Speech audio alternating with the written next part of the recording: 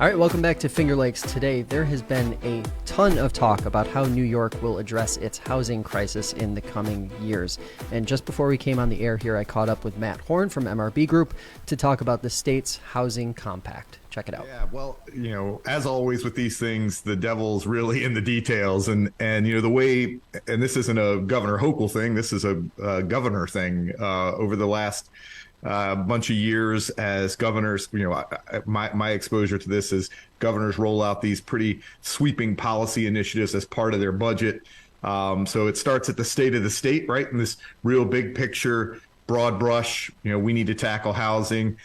In the state of the state, she dug in with a few key initiatives, and then in the budget document, at least the publicly digestible version, again, those policy initiatives were reinforced and reiterated.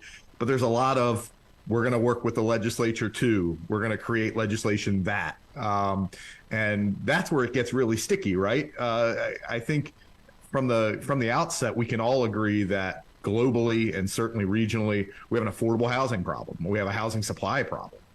And the question is, what role can government, whether it's state or local or federal, play in that? And so anything I say here, it can be quickly corrected or refuted by some future legislation or specific policy initiative that she or the legislature takes on. So I'll start out by saying, my friends at the New York Conference of Mayors, the Association of Towns for New York, are pretty concerned about the governor's apparent infringement on local control, right? That the municipalities have very few tools to manage the marketplace. Zoning is one of those tools, and so I, as a former, for lack of a better word, a former bureaucrat myself, as someone who was charged with engendering health in a community, I'll say it is important that local governments retain some modicum of control, right? That they can ultimately manage the assets that are in front of them. So with that said, I'll also say that it's really not fair for one local government to create an issue for another local government. And so, and if you think about, and I'll use some non-New York State examples. We work in real large communities down south that really want to be a tourism-driven economy, right? So you think about places where you've gone that are clearly, if not one-trick ponies, outsized influence of tourism.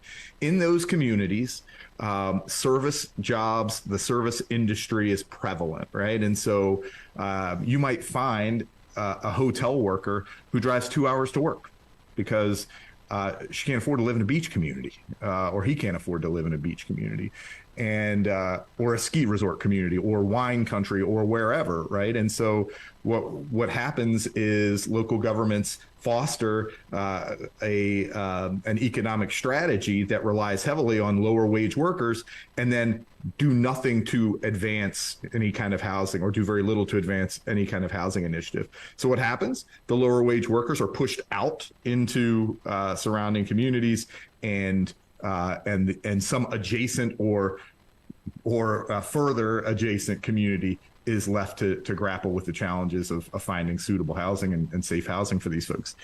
In New York State, she references the issues surrounding New York City, and she's right.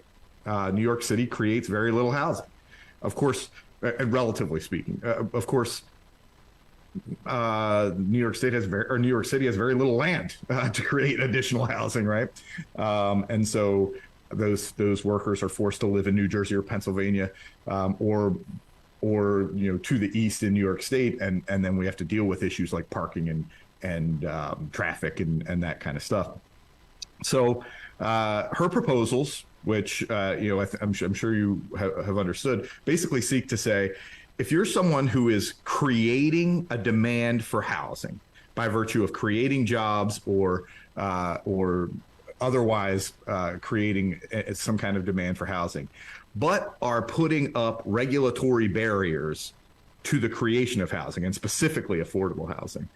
Then the state's going to create these intervention techniques to kind of force you to deal with your problem. It seems like a fair thing if I'm an adjacent community to New York City, for example, and New York City's problem is a regulatory one, which I'm not ready to admit that it is. I'm not ready to admit that it's its only problem. So if New York State were putting up New York City were putting up some kind of regulatory barrier to creating additional housing, and because of that, neighboring communities were forced to shoulder the burden of New York State's low wage service worker housing issues, then yeah, I think it's a fair approach. Because if I'm in Westchester or someplace else, I don't feel like I should be having to shoulder New York City's housing burden. Does that make sense? Yeah. So enters zoning. And I guess I'm curious, when you think about, obviously you guys do it, MRB Group does a ton of work in zoning, and 800,000 homes over the course of a decade, while that's a long time, feels like a lot. That feels like a big number. When you see the number, does it seem reasonable? Does it seem doable? I've seen people kind of come down on both sides saying, like, if every community increases their housing stock or available homes by 1%, that the goals will be hit. But I've also heard people say, well, 800,000, holy cow, that's just a lot. So where do you kind of come down on that? And is it almost entirely as a conversation about local zoning? I would say that local zoning is going to be the small part. That's my read of this, that local zoning is going to be the small part of it. But government, we always ask ourselves when we're trying to solve a problem, what's the problem and what's within my control? And so, local governments have very, very few tools. So the governor's trying to encourage local governments to use the tools at their disposal to address this. 800,000. Hey, you gotta put a target out there, right? You got to put a number out there. I'll give you some examples, and she gets into this a little bit in her State of the State and in her budget document. She says, we can't create demand, right? We can't spark demand in places where demand isn't there. And so if the demand isn't there, then you don't have anything to worry about, right? That's her take, is what it sounds like, what sounds like is going to happen is if you put up zoning barriers and there is a housing demand and a project comes to your community and zoning or local regulatory control is what's keeping that project out, then the state can step in and say, all right, now you got to do something here. But if you're, and I think about the little communities that we work in, I mean, if you're a community that has no water, has no sewer, is largely rural, is remote from a job creation center, the chances of that project coming to you are very slim. And so your zoning is going to have very little to do with that. And then similarly, I mean, there are just some places where the housing market itself is relatively stagnant. And I'll use, and this is a little bit dated, but, I'll use Geneva as an example, just because I've been really familiar with it. Let's just go back in time 5 years. So 5 years ago, when I was working in Geneva every day, and the previous 10 years, so in a decade-long cycle, Geneva had about 5 new home builds. And the 5 new home builds, 3 of them were Habitat for Humanity homes. One was the Extreme Home Makeover House, right? Okay. Yeah. And one was a market rate build. And we were racking our brains to determine what the issue was. And we would have rolled over for a lot of different types of housing, including very affordable housing. But the simple fact was the market just wasn't there. The developers, for whatever reason at that time, were not interested in new home builds in Geneva. So what did happen during that time were upgrades, right? Improvements to existing housing across the city. Downtown specifically, market rate residential housing in downtown had a boom. But in a lot of ways, in some cases, that was 1 for 1. So we took a unit that may not have been working really well and for that reason had been vacant, and we put some dollars into it, created a new unit, and now it's market rate housing. In other cases, we actually reduced the number of housing units. We took 2 housing units, combined them, made it 1, and that made it marketable, right? So we solved the market problem, but we didn't increase the number of housing units available. And so at the end of the day, what the governor is not going to be able to cure is a housing market issue, right? So 800,000 units divided equally across 47 counties, which is not what she's trying to propose, by the way, but it's not going to happen that way. And there are towns where the zoning is appropriate, right? So if you think about communities in our region that are heavily agricultural, we need to preserve farmland to protect our food systems. So, having 1 acre or 2 acre lots makes sense. Also, there's no water, there's no sewer. They're 50 miles from an urban center, and there's no reason to create sprawl there. So anyway, it's always, I think zoning is a very small part. I think there are bad actors out there. Certainly there are communities out there who use seeker as a weapon, who use zoning as a weapon to keep communities out for some to keep housing out for some really ugly reasons. But I think they're in the serious minority. So let's shift gears, glass half full. I'm sure there's communities out there that are licking their chops at this initiative, at this opportunity. If you're talking to those folks, those elected officials who are excited about this, what are you saying to them to sort of get ready for whatever might be coming? Because obviously there's a lot of unknown, but this process is probably going to start to roll out pretty quickly once it is fleshed out by the legislature. Yeah, so two things that are really, and so like every good policy initiative, and I'm not saying it's a good or a bad one yet, it's still early, but the governor lays out a carrot and stick approach, right? So we've talked about the stick. The stick is we can override your seeker, we can override your local zoning. But the carrot is we're going to put some dollars out there to get these barriers mitigated if you're of such a mind. So there will be new infrastructure dollars, and there will be new zoning dollars. So when I talk to communities like Geneva or Waterloo or Lyons or Clyde, these are communities that want housing and want it right now. And in a lot of cases, they do need some update to their regulatory framework. There's a grant for that. In a lot of cases, they do need some upgrades to their infrastructure. There are grants for that. So what I would encourage every community to do right now is to sit down and say, all right, well, we've wrestled with this, and the communities I just named as examples have wrestled with this for a couple of years now. What seem to be the barriers? Talk to home builders. There's a lot of great ones in the region. Talk to home builders. Ask, why aren't you building here? What's been the holdup here? Inventory sites where you want new housing to be, and make sure that the regulations line up, that the infrastructure lines up, and that your planning horsepower is pointed at getting those sites ready to develop. If they're privately held sites, talk to the owner, find out what the owner wants, for a sale price, or what their interest is in future ownership scenarios. If you have an inventory in place of the sites that are ready to go, but for a zoning update and some infrastructure, those funds are going to be available now or in the very near future. And you'll be able to make the case to the governor or to the agencies that we're ready to go, but for these two things. And so that's where grant dollars come. If you could change one thing, crystal ball Matt time, if you could change one single thing to make housing easier in New York State, whether it's regulatory or whatever the case may be, what do you think you would manipulate or change? So and this isn't a slam at any state agency. We've worked so well with all of the agencies that are going to administer these programs. But what New York State and to be frank, the federal government, New York State inherits a lot of federal dollars that they just administer on behalf of the feds.